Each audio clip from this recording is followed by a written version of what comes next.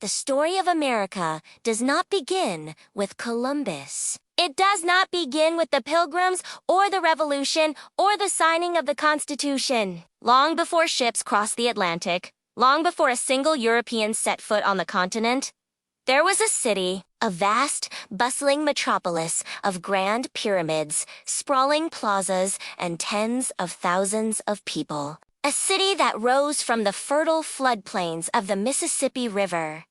A city larger than London was in its time. This was Cahokia, North America's first great city, and one of its greatest mysteries. More than 1,000 years ago, around the year 1058, something extraordinary began to unfold near what is now St. Louis, Missouri. The Mississippi River twisted and rolled across rich bottomland. And here, on these fertile soils, an ancient people began building a city unlike anything else north of Mexico. They did not build with stone, like the Maya or Aztec.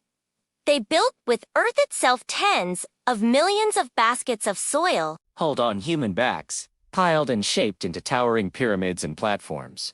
At the heart of the city stood Monk's Mound, a colossal earthwork that still dominates the landscape today. Bigger in its base than the Great Pyramid of Giza. It rose 100 feet into the air, a testament to sheer human determination. From its summit, the rulers of Cahokia looked down upon their empire, plazas where thousands gathered, ceremonial posts marking the movements of the sun, neighborhoods of wood and thatch homes, and smaller mounds that stretched to the horizon. Cahokia was alive. At its peak, perhaps 20,000 people lived within its limits, and as many as 40,000 more in the surrounding lands. For perspective, this was centuries before Paris or London reached that scale. For a time, Cahokia was the largest city in all of North America. But who were these people? They were farmers, hunters, traders, priests, and builders. They cultivated maize, beans, and squash in rich fields.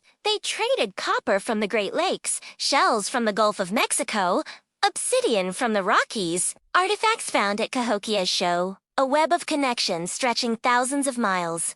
This was not an isolated society. It was the beating heart of a continent-wide network.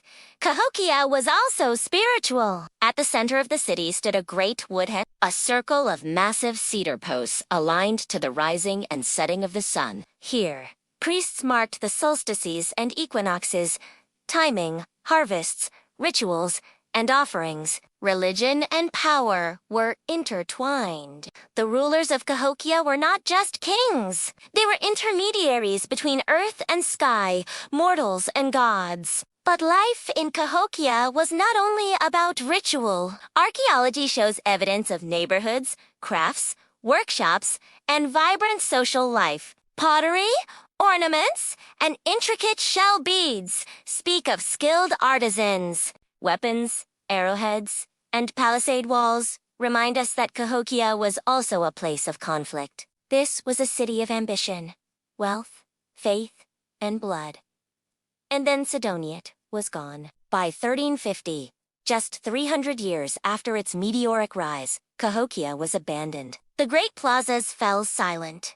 The mounds stood empty. The wooden homes rotted away. When Europeans later arrived in the Mississippi Valley, the city was already a ghost. The people who had built one of the greatest civilizations in North America had vanished. Why? This is the question that still haunts archaeologists today. Some point to the environment. Cahokia's success depended on farming maize on a massive scale.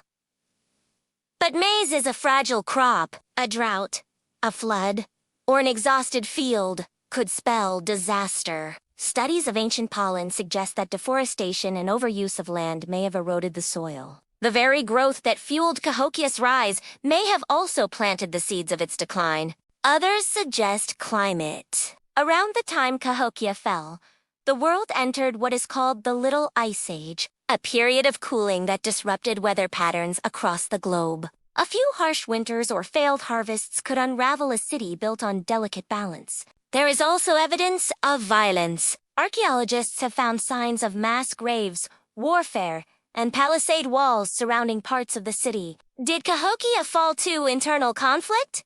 Civil war?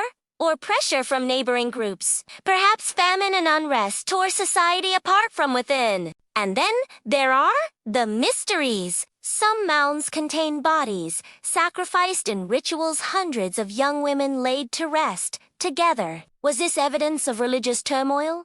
Desperate offerings to gods in a time of crisis? Or was Cahokia already cracking under the weight of its own social structure? The truth may be all of these things. Collapse rarely has one cause. Cities are fragile ecosystems, and Cahokia's brilliance may have made it all the more vulnerable. But even though the city itself disappeared, its legacy did not. The descendants of Cahokia's people lived on. Tribes across the Midwest and Southeast Osage, Creek, Choctaw, Chickasaw, Nechiskeri stories, traditions, and languages that echo with Cahokia's past. For them, the mounds were never ruined. They were sacred places, reminders of ancestors and gods.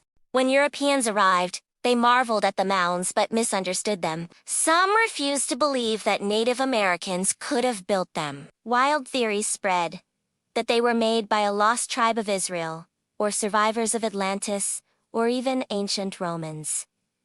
But the truth was far more powerful. These earthworks were built by the first Americans themselves, brilliant, organized, and creative. Today, Cahokia is a UNESCO World Heritage Site. Visitors can still climb Monk's Mound and look out over the fields where the city once stood. The landscape seems quiet now, but if you listen closely, you can almost hear the echoes. Drums beating in the plaza, fires burning in ritual pits, voices shouting across marketplaces. For a moment, the city lives again. Cahokia's story is both inspiring and haunting. It reminds us that great civilizations rise and fall, often faster than we imagine. It shows us that the Americas were not an empty wilderness waiting to be discovered, but a land already rich with culture, innovation, and complexity. And it leaves us with one enduring mystery, the question of how such a powerful city, larger than any in its world, could disappear so completely. Some say Cahokia was doomed by hubris, by taking too much from the land and the people. Others believe it was simply the cycle of history, a reminder that nothing lasts forever. Yet, perhaps Cahokia never truly vanished. Perhaps it survives in the traditions, the bloodlines, and the stories passed down through generations of native peoples. When we walk among the mounds today, we are walking in the footsteps of tens of thousands who dreamed, Built, worshipped, and lived here. We are reminded that America's story does not begin in 1492. It begins with Cahokia, the first great city, now silent, but never forgotten.